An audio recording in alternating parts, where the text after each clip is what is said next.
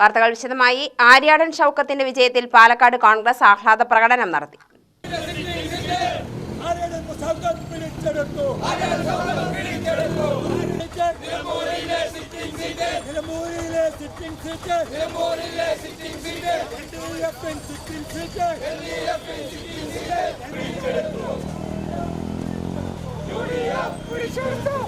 നിലമ്പൂർ ഉപതിരഞ്ഞെടുപ്പിൽ 11,000-ലധികം വോട്ടുകളുടെ വ്യത്യാസത്തിൽ വിജയിച്ച UDF സ്ഥാനാർത്ഥി ആര്യാടൻ ഷൗക്കത്തിനും നിയോജകമണ്ഡലത്തിലെ വോട്ടർമാർക്കും അഭിവാദ്യം അർപ്പിച്ചുകൊണ്ട് പാലക്കാട് നഗരത്തിൽ കോൺഗ്രസ് പ്രവർത്തകർ മധുരം വിതരണം ചെയ്ത് ആഹ്ലാദ പ്രകടനം നടത്തി.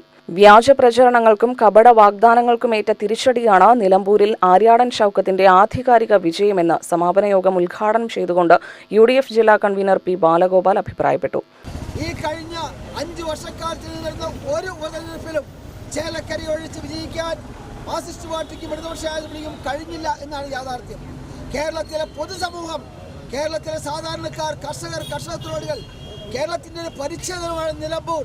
കേരളത്തിൻ്റെ കാസർഗോഡ് മുതൽ തിരുവനന്തപുരം വരെയുള്ള കേരളത്തിൻ്റെ പൊതുസമൂഹത്തിൻ്റെ പരിച്ഛേദമായ കർഷകരും, കർഷക തൊഴിലാളികളും, മത്സ്യത്തൊഴിലാളികളും, സാധാരണക്കാരും, ഇടത്തരക്കാരും തിങ്ങിപ്പാർക്കുന്ന മലയോര മേഖലയായ നിലമ്പൂരിൻ്റെ വിധിയെഴുത്ത് എന്ന് പറയുന്നത് കേരളത്തിൻ്റെ വിധിയെഴുത്താണ്.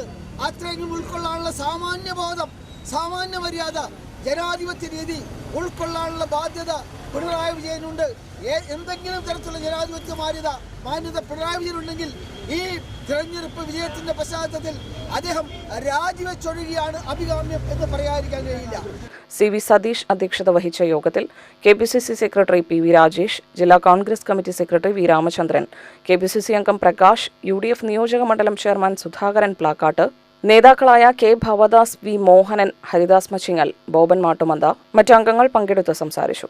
UTV news, Palakkad.